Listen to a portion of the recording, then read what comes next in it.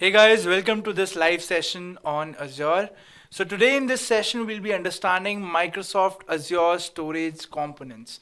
All right, so let's go ahead and see what is our agenda for today. So we'll start off by discussing why do we actually need storage, all right? And then we'll move on to the question which is frequently asked, that when do we use storage versus when do we use database, all right? After that, we'll move on to see the topic of the day, which is what is Azure Storage, and then we'll move on to discuss the components of Azure Storage, and towards the end, we'll be doing a hands-on on each and every service that we'll be learning today. All right, so guys, I hope the agenda is clear to you. I welcome you all to the live session. Any doubts that you have, please put it in the comment section. I have my team with me here. They'll be answering all your queries here today. All right, so with that, let's begin today's session with our first topic, that why do we actually need storage? All right, so for this, let's take an example first. Let's take a use case and see and understand what is the need of storage in today's era. Alright, so for example, we have an image processing application. Alright, so for this image processing application, we have given the user interface as a website. So around say 1 million people can access my website and put in their request to process their image. Alright, so we don't want the processing of the image to happen on the server which is hosting my website. I want it to be happening on some other server. All right, I want the processing to happen on a backend server.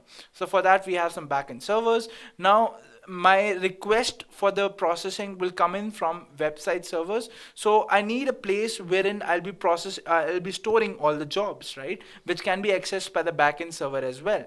So for that, I need an entity wherein I can dump in all the jobs which are there, which are to be done by the backend servers. Now, obviously, all the jobs cannot be done simultaneously by the backend servers, right? So, say, like I said, there are like 1 million people who are accessing your website at once, and they put in 1 million requests, right? And your backend servers cannot process all the requests at once, so they will do it one by one, right? And they can do that with the help of this entity. They will pick up a job, do that job, and then go again back to the entity, pick up another job, go back to the entity, and so on.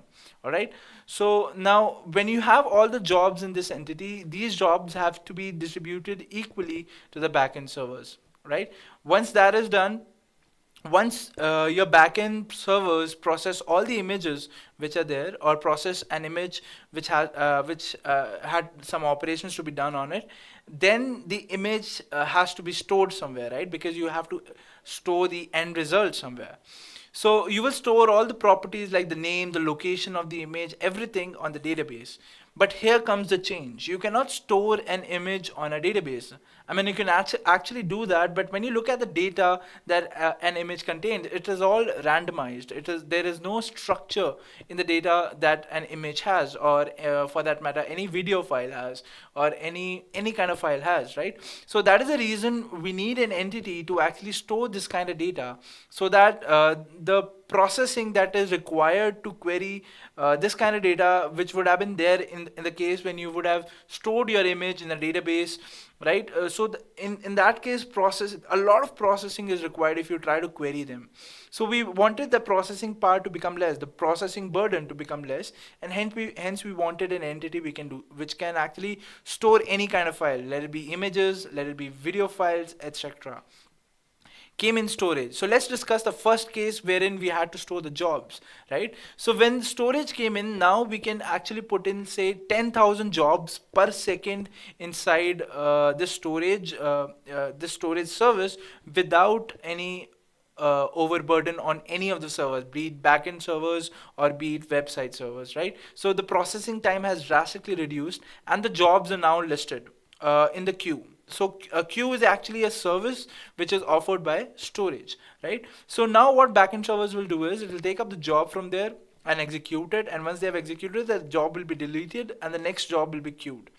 Next, when we talk about this section wherein we had to store images, so now any kind of file can be stored on the storage service which is offered by cloud. It's not only limited to the cloud. If you think about it, in your computer, in your own local computer, or in your mobile, you store some pictures, or you store some video files, right? And you store it inside a file system. It is not a database, it is a file system, and it can contain all the objects that you want to store. You do not store your objects inside a database. All right, so this is why storage is needed. Let's go ahead and understand what is the difference between storage and a database. So a storage is basically needed whenever you have objects, like I said. So when you have music files, whenever you have video files, whenever you have images, right? So in all these kind of cases, you use a storage kind of service. But when you have say something related to the metadata of a file, for example, when you store the file in the storage, you need to have the location of that particular file. You need to have the properties of that particular file. So all these things, all the properties, all the any location column that you want to add, all these are structured, right? They are not randomized, and hence they can be added inside a database. Be it SQL or NoSQL, it can be added. Right, so this is the main difference. This is how you'll differentiate between using a storage and a database. Moving along, guys, so now we have understood what a database is, what a storage service is, when do we use the storage service, when do we use the database service. Let's move on to the topic of the day, which is Azure Storage. So what is Azure Storage? So Azure Storage is a service from Azure. So you use it whenever you want to store something on the cloud. And since we are using the cloud provider as Azure, we'll be using the storage service from Azure, and that storage service is called the Azure Storage Service. Now, when you begin to use the Azure Storage Service, first of all, you should have a storage account, which you can create in the Azure management portal. So let me show you how you can do that. So let me quickly jump on to my browser so that I can show you my Azure dashboard.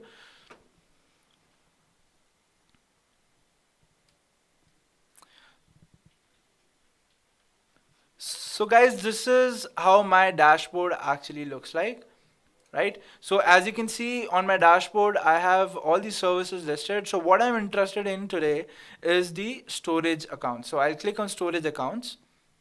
So I have some deployed already over here. I'll click on add to add a new storage account.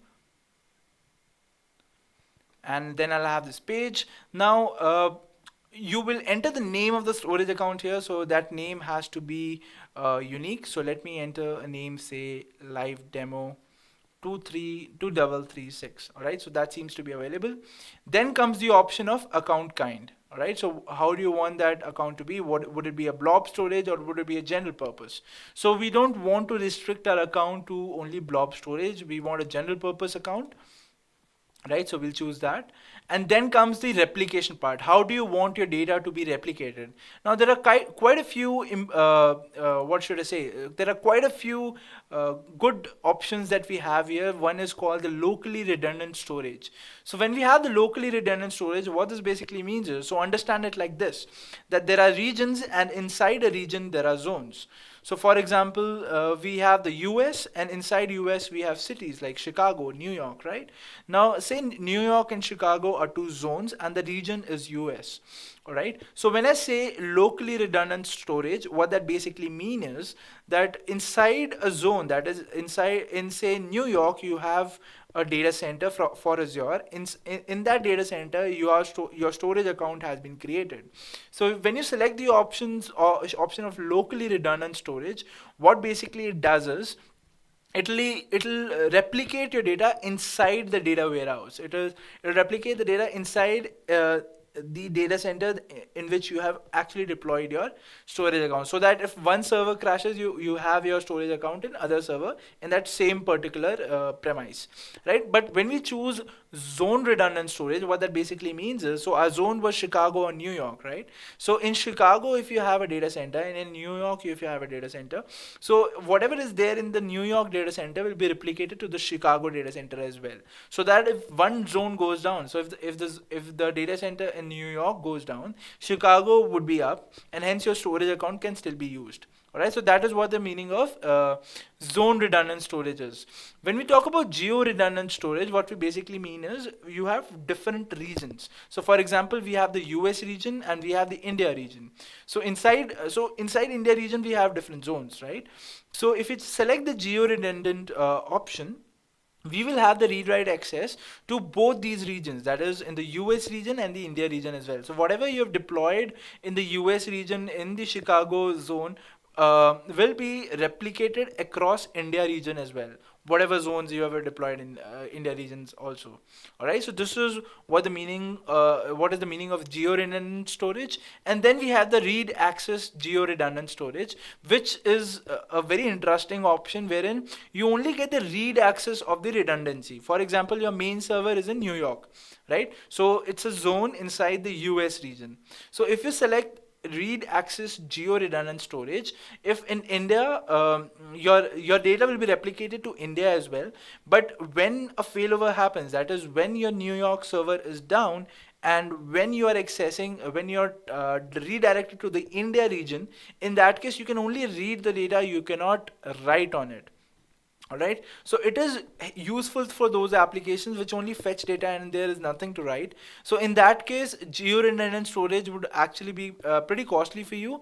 But if you select the read access geo-redundant storage, it is a little less cheaper than the geo-redundant option, since you are not writing on it. You don't want your data to be replicated whenever you write a thing, right? And that so this is the reason that read access geo-redundant storage is kind of cheap. But since ours is a demo today, so I'll select locally redundant storage, and then the subscription you can choose pay as you go or free tier in your option if you have created a new Azure account. And then comes the resource group. So resource group is nothing but a group of resources, so it is basically created to manage your resources more efficiently. In the case when you have a large use case wherein you're deploying a host of different services, if you include them inside one group, it becomes easier to manage, because if you want to delete all the resources, you just have to delete the group and all the resources and the dependencies will be deleted automatically, right? So this is how the resource group is helpful. So we'll create a new resource group today. Let it be live-demo1, right?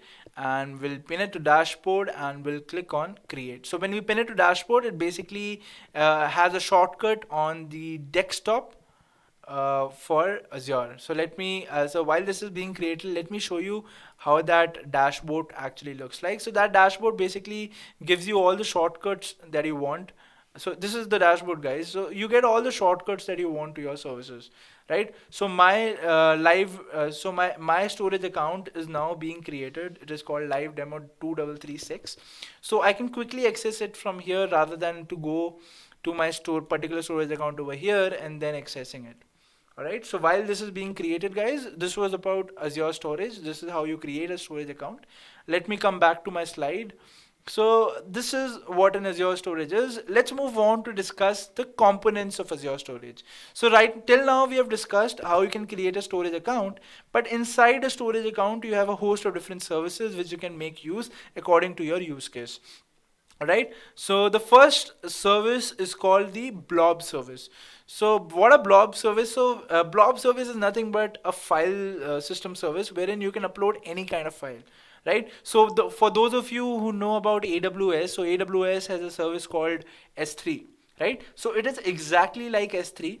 Right, there is nothing changed into it, just the name of the service is called Blob. Now inside Blob you can upload any kind of file, and then that file can be accessed by depending on the permissions that you have given, it can be accessed by anyone on the planet. For example, you have created a website and it's showing some images. So those images, rather being on the website's server, it could be there on Blob and can be accessed directly through the link of any object that you actually upload in the Blob. Alright, having said that, guys, let me quickly show you how you can create a blob storage. So let me go back to my dashboard. So as you can see, my storage account has now been created. So if I go into my storage account, I'll get the screen wherein I have to choose a service. All right, so let me click on Blobs. So because that is what I want to create, I'll click on Blobs. I'll open it in a okay, I'll open it in the same tab, and then it will show me a screen where it will show me that there has nothing been added, right? So there are no containers yet. So what are containers? Containers are nothing but folders that you have inside the blob. All right, so you cannot store anything in the root directory. That is, you cannot upload any file over here. You have to have a folder inside which you will be uploading your files. All right, so folders are nothing but containers. Don't get confused with the nomenclature. All right, so inside this I will create a container called live-demo. Right, so it's done. The access type is blob. So what that basically means is, if it's private, it cannot be accessed by anyone. If it's blob, inside this particular container, all the files can be accessed. And if it's container, this basically means that if it inside this container you have created one more folder, that also can be accessed. But when we select blob, only the files can be accessed. So we'll select blob and we'll click on OK. And it will hardly take a second to create a container in the blob service. All right, so we have a container now, which is the live demo. And if you go inside this container, there is nothing in it as of now. Right, so now I have actually created a website which can interact with the blob service. So let me show you how that website actually looks like. Or before that, let me show you the queue service. Let us cover the queue service first, and then we'll come back and discuss the blob. Right, so let me come back to my slide. So blobs, like I said, you have created a blob. You can upload any kind of file inside a blob using a website, or you can read the files as well from a website. All right, let's move on and discuss queues. So what are queues? Queues are basically it's exactly like a data structure wherein whatever information goes first is the first to come out as well. All right, so you use queues to basically list jobs. So in our use case, we discussed that we have an image processing application which has millions of users accessing it, and since millions of jobs cannot be executed at once, they are listed inside the queue so that the server at its own pace can fetch the jobs and execute it. Alright, so this is what a queue is all about, as simple as that. Now, the way you can create queues in the Azure dashboard is something like this, that you have your storage account, right? So let me go to my storage account. So my storage account is now being opening. All right, so inside my storage account with the blob service as well, I had queues option, right? So I'll go to that queues option and create a new queue. So my storage account was live demo 2336, right? And now I'll choose queues. I'll go inside queues, and as you can see, as of now, there are no queues that have been created. So I'll create a new queue, and let me call it hello123. All right, so I'll create the queue now. So my queue has now been created. Now, if I go to my website, which is there for queue, this is how my website will look like if I want to upload some data into queue. So this is a sample website, guys, that I have created. Now, this website has to know how to interact with your queue service. For that, you have a thing called your connection string. So every storage account that you create will have a unique connection string that you have to include in your code. Now, if I click on access keys here, you'll go to your storage account, and then you'll have this pane. In that, you have to go to access keys. Once you go to access keys, you will have a connection string and a key. So you have to have the connection string in your code included so that your code can interact with the particular service. All right, so I'll go to my queues code. So my queue code is this. And if you can see, this is the connection string that I have to specify.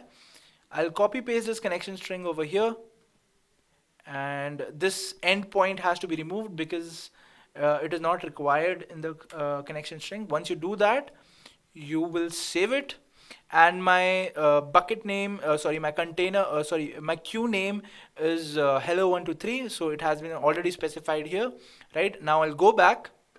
I will go to my website, which is this, right? So I've already specified to it for it to send messages to my queue, right? So if I send a message saying hello world, right, and I click on send a message, it'll actually send that message to my queue, which can be seen here.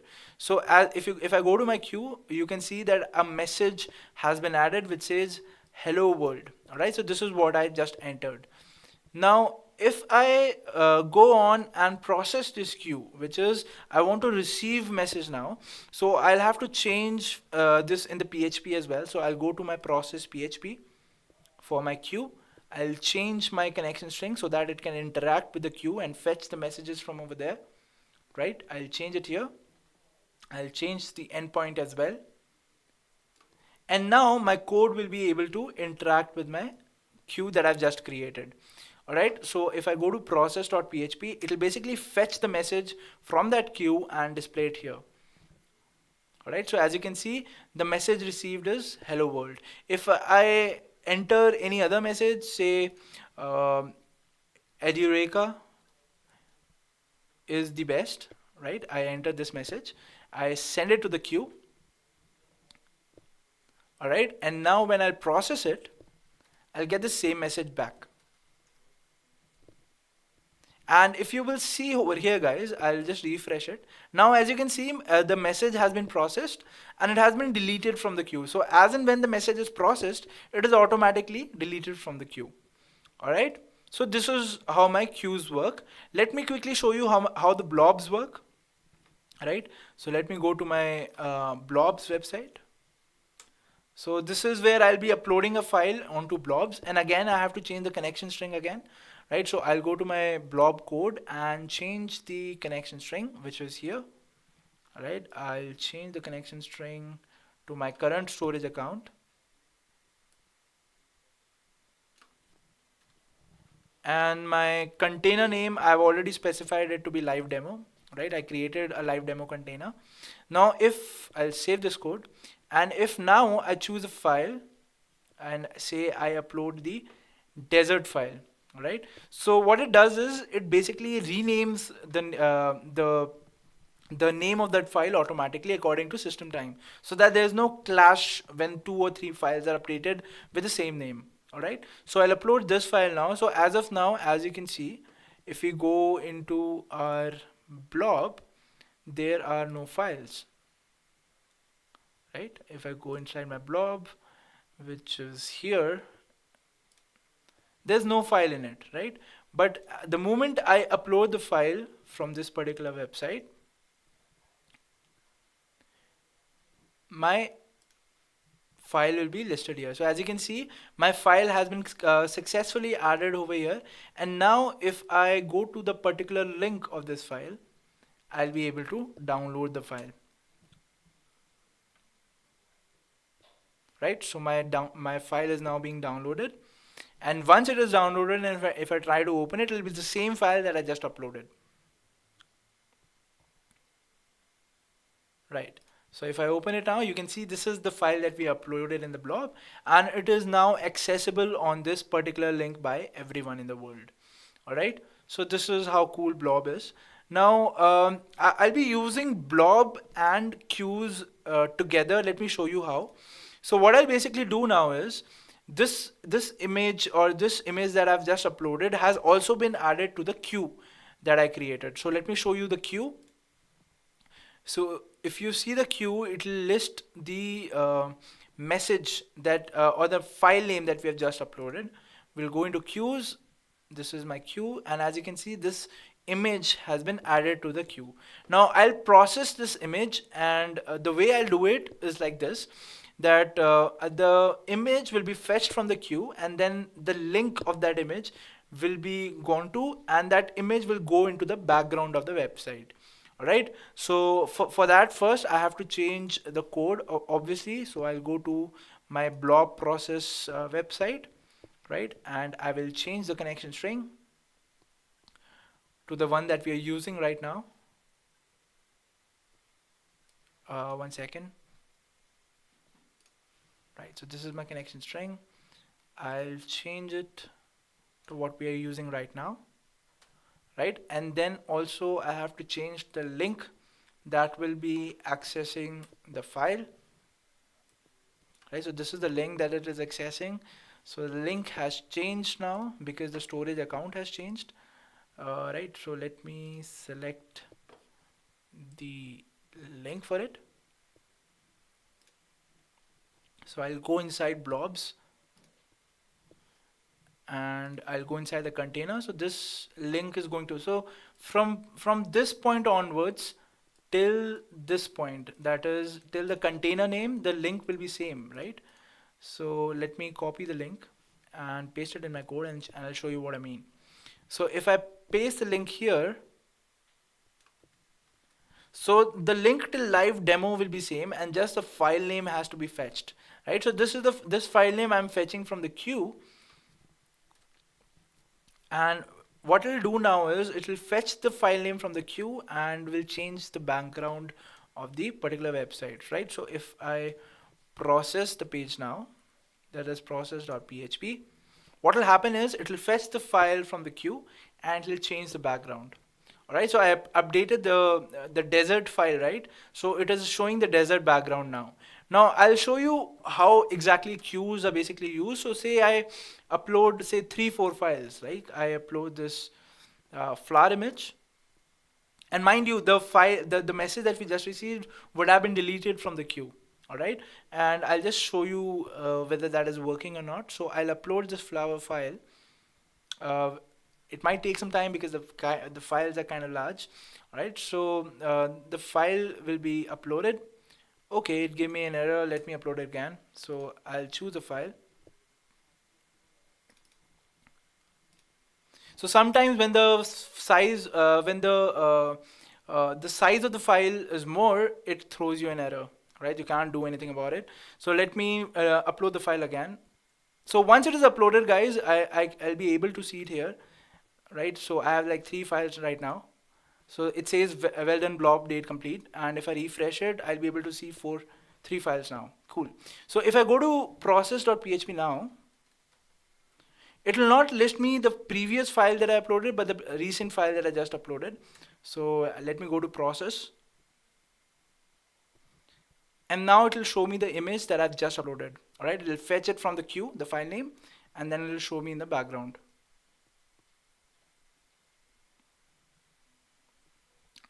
All right, the net is a little slow. Bear with me. All right, so as you can see, the file has been there. I'm getting some weird error over here just because the net is not working, but forget this error, guys. You can see you get the image in the background, right? So similar is the case. Now let me go to my storage accounts. So we have discussed queues and blobs now, right? So let me go to my slides. So we've discussed what blobs are, we have discussed what queues are. Let me go to my file system, which is the best thing that I've figured out in Azure. So with file system, it is exactly like blobs. You can upload any kind of file, but with file system, you can actually mount it as a drive on your computer. All right, you can use it as if it was an extended drive in your own computer, right? And also you get an authentication protocol with it, which is called the SMB 3.0 protocol, which is used by servers whenever there is a file transaction. So that authentication you'll also get when you're using the file system. And how you can mount it, let me show you how. So first of all, this mounting process is not available in Windows 7. It is only available in Windows 10 and above. So what I've done is I've deployed a virtual machine in Azure. Let me show you the virtual machine. Right, so this is my virtual machine. So I've deployed Windows 2012 server on this. Now what we'll be doing is we'll be mapping the file that we'll be creating in our storage account in this particular system. All right, so I'll connect to it, and now it'll ask me the username and the password. So I'll specify the password and I'll click on OK. Yes, and then I'll be connected to my system. So I'm in. So this is my system, guys. So if I go to my computer right now, as you can see, there is no drive that is listed, right? So we'll be creating a network drive over here on which we can upload any kind of file. Now the way to do that is to first go to your Azure dashboard and create a file over there. Create a file system directory over there, right? So we'll go to our storage accounts. So it is in live demo 2336. And then we'll be going to files. Right, so as of now, as you can see, there is no directory which has been listed here. So I'll create a file share service, and let me name it something as my drive, right? And the quota is basically how many GBs of drive do you want, right? It can go to terabytes, but since I'm doing a demo, let me create a 100 GB drive right now, right? So I'll create a 100 GB drive and I'll click on OK. All right, so my drive has been successfully created, right? So I'll go to this drive, I'll click on connect, and then I will get this command to connect to it. All right, I'll copy this command and I'll paste it in the notepad. So I'll use this in my server that I've just deployed. Now, how will I use this? Now, if you look at this command, guys, this is the address of your server. All right, so this is the address of your storage account, and this is the file share that you have just created, which is called my drive, right? The username to access this would be Azure slash live demo 2336. All right, and the password for this would be the key, which has been specified here. Now I have to specify everything in that I've just mentioned in this server that I've created. All right, so the way you'll map the network drive is like this. You'll go to PC, you will right click it, and you will click on map network drive. All right, now it will ask us the drive name that we want to allocate it. So for example, we want to allocate the K drive to it. All right, and in this particular thing, you will be putting in your address of the server, right? So let me copy the address of the server, which is this. All right, I'll copy the address and I'll save it over here. All right, so it has saved it, and now I'll click on finish. So if everything goes well, guys, it'll ask you for the username and the password. Now the username would be this, that is Azure slash live demo 2336, right? So I'll go to my server, paste the username here, and then it'll ask me the password. So like I said, the password would be this, your key. So I'll copy the password, I'll paste it here, that is in this particular field, and I'll click on remember my credentials and click on OK. So now if everything is authenticated, it'll go inside my drive. So as you can see, I'm inside my drive right now, and if I go to this PC, that is my computer, I can see that a drive has been added over here. Now this drive, in this drive, as you can see, the total size is 100 GB and the space free is 100 GB. So this is the quota that we assigned in file share while creating it, right? Now if I want to copy any file over here, I can easily do that. I'll just copy this particular file and paste it here, right? So it'll easily copy it and say I want a shortcut to be copied here. I can copy the shortcut as well, because I don't have any files on this particular server that I can show that I can copy here. So as you can see, the files have been copied here, and these actually have been uploaded to the Azure account as well, right? So let me show you on the dashboard if these files are visible. So I'll go to the Azure dashboard, and this is my drive. If I refresh it right now, refresh, so it'll list me all the files that I've just uploaded. All right, so it is taking some time. And so basically, when you create a network drive in your own computer, it is as if you're using your own driver on your local computer if your internet network is good, right? So as you can see, we have added these two files in our directory in the server, and you can view it here as well, and you can download it from here. You can click on it, you can download it, and anyone can download it if they have the link. Alright, so we are done with file system. Let us come back to our slide and discuss our last component of today, which is tables. Now tables is again an amazing service from Azure. So it is just like NoSQL, but it is basically, you can say, a child of NoSQL. You cannot do complex queries on it. Now the way or the advantage of using tables is that say you have a data in which the structure is changing dynamically. What I mean by that is, say you are you have a form, you have created a website in which it accepts three things. It accepts your name, it accepts your mobile number, and it accepts your location. All right. So once it does that, it'll upload it in the database, right? Normal as usual. But what if tomorrow a use case comes in wherein I want to add one more field which maybe is asking for your credit card number, right? So if it is asking that, if you were using traditional systems, you would have to go to your database and add one more column, and then go on to change your user interface and your PHP or whatever scripting language you're using. But with tables, the thing is that you don't have to change anything in the backend. As in, you don't have to change anything in your database. It'll automatically adjust according to your data and create one more field, which is basically which is basically you're trying to ingest. For example, in our case, we are trying to ingest the credit card number as well, so it'll do that automatically. So let me show you how you can use the table service. So we'll come back to our dashboard and go to storage accounts, right? And again, in your storage account, you'll have all the services listed. So we will select tables. We'll go inside tables, right? And once we are inside tables, we'll have to create a new table. So let's name this table as, say, new table, right? And we'll click on OK.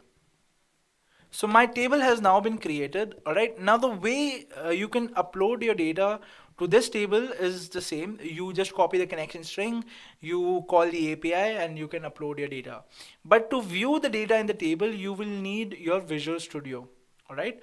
So this is one table that I created earlier. So for adding it, I'll show you how to add it. But first, let me add some values inside this particular table. That is my new table. Right? So there is nothing inside it because I just created it. So what I'll be doing is I'll be showing you the website through which I'll be uploading the data into the table. So it is this. So this is my website using which I'll be updating the table. Right. Now the way I'll be doing it is I'll be first changing the connection string. So the connection string can be found here. Right. I'll have to change this. This is my connection code for table. So I'll have to change the default connection string. So let us quickly change it. This is my connection string. I'll come back to my code, paste it here, right, and remove the endpoint. Cool. So my connection string has been given. Now I have to change the table name as well. So my table name is new table, right? And all right. So nothing else has to be changed. Cool. So our code is done. Now I'll come back to my slide and refresh it. All right. So now there are two things that you have to understand that are there in a table. One is called the partition key, and one is called the row key. All right. What is partition key? What is row key? Let me explain you. So whatever files that you're trying to store in your table are stored in different nodes. When I say nodes, there are basically different servers. All right. Now each server will have a partition key which can identify it. So say there is server 1, server 2, server 3, and server 4. All right. So I want to store my data in server 1. All right. So my particular type of data that I want to store in server 1. So for that, the partition key would be 1. All right. Now inside my server, every row has to be identified by a unique identifier, and therein comes in the row key. So this row key should be unique to each and every record that you will be putting inside a partition key table. That is inside that particular server. If you change the server, again the row key can be same as that of the previous server. But when you are creating records inside one particular partition key, the rows key value has to be different. All right. Having said that, guys, so we have this website, and we have created our new table over here. All right. Now what I'll be doing is I will be mapping this new table in my Visual Studio. Now the way to do that is open your Visual Studio, go to Server Explorer, and once you have, you'll be listed your Azure service over here. All right. Now I'll have to map my particular storage account on this Visual Studio as well. So the way to do that is in the storage section, right click it and click on attach external storage. All right. So once that is done, it will ask me the account name and the account key. Now the way to attach it is like this, that you will go to the table service, your storage account, you will copy the name, paste in the account name, and then your connection string, your key, right? So in this case, you'll be copying the key and you have to paste the key here. Remember the account key so that you don't have to enter it again and again, and click on OK. So this will add your storage account over here, right? So this is my storage account, live demo 2336, right? So my storage account has now been added, and inside it I have created a table called the new table. All right, so if I click on the new table, as you can see, there is nothing that has been added as of now. So what I'll do is from my website, now I'll add a new value. So I've already specified the partition key as default. It is called task Seattle, right? All I'll be doing is I'll be entering the name over here, entering the row key over here, which will be unique. All right, so as of now there are no records, so I'll enter 1 as my row key, and now I'll enter the columns that I want. So this particular row is the columns, and this is the values that I want for that particular column. So for that, for example, I want the name column to be there, right? Inside the name column, I want the name Hemant. All right, I'll specify that, and say I want my mobile number to be there. I'll specify mobile NO. Right, and I'll specify the mobile number here, that is 1 2 3 4 5 6 7 8 9, say, and now I'll click on upload data. So this will upload the data to the table that I've just created. So if I go here, go back to my Visual Studio and I refresh it, I'll be able to see that a new record has been entered in which the row key is 1, right? The name is Hemant and the mobile number is this. Now say I want to add one more field which is asking for my credit card number. Alright, so as I said, the row key would be different. Now I'll enter the name. So whatever column you have already specified, it will go inside the same column. So I have already specified name, right? So if I enter the value Hemant here, it will not create a new column and enter the value Hemant over there. It will just create the column which is new to the data. Alright, so the mobile number is again say 5678, and now it will ask me for my credit card number, right? So the credit card number could be this. Alright, so now if I upload the data, and I'll show you how it looks now. So as you can see, now the credit card number of field has been added. So for the first record, there is nothing there in the credit card number field, but in the second record, I have added that I want this data. All right. Also, guys, you can specify in any order. There is no specific order that you have to specify. All right. So I can enter the name first, right, and then I can enter the credit card number. So this is the credit card number that I want to add, right? And say I'm entering the mobile here, right? If I upload the data now, so this is required, 3, upload data. The data will be updated, and if I refresh it now,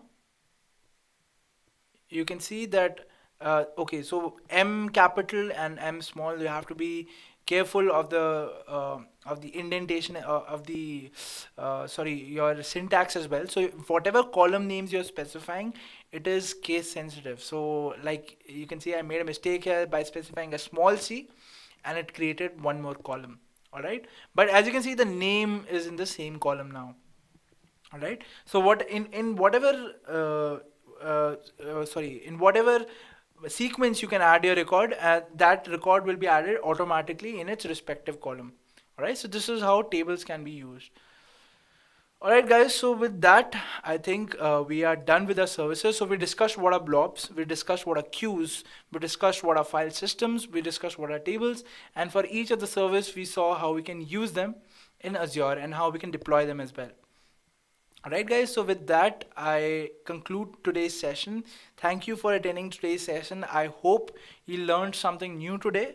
Now, before moving on, guys, let me quickly show you the content that we have on Azure right now from our side. So we have a blogging section on Azure. So for those of you who are into reading, you can quickly go to this particular link and it'll list you all the blogs that we have published on Azure till date. Right, so there are as of now 4 blogs, but there'll be more blogs in the future. So please be updated to this particular link if you want to read the blogs.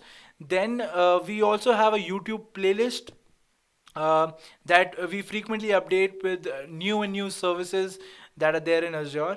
Right, so you can begin by the first video, which is Azure tutorial. It gives you an insight and introduces you to Azure. And moving on, you can see there are a lot of videos and you can learn a lot from this playlist. For those of you who are looking for a structured training, we offer course on Azure, right? And we have timings where we have an evening batch and a morning batch. And so we at Edureka, we understand that you as professionals, you don't have time, right? So we have adjusted our batch timings according to you. So you can choose a batch timing according to your preference and enroll in the particular your batch, right? And if you want to get details on the course, you can go to the course description section and get the details, right? And if you want to get notification on the next live session that we'll be having, I would ask you guys to go to this particular link, that is resources.edureka.co/edureka live notification. You can enter your details, your emails, and the topic that you're interested in which you want the live session, right? And you can click on get email notification. With this, whenever we will have a live session, we will give you an email in advance so that you can be prepared. All right. So with that, guys, I will conclude today's session. Thank you for attending today's session. I hope you learned something new today. See you in the next session. Have a nice day ahead. Goodbye.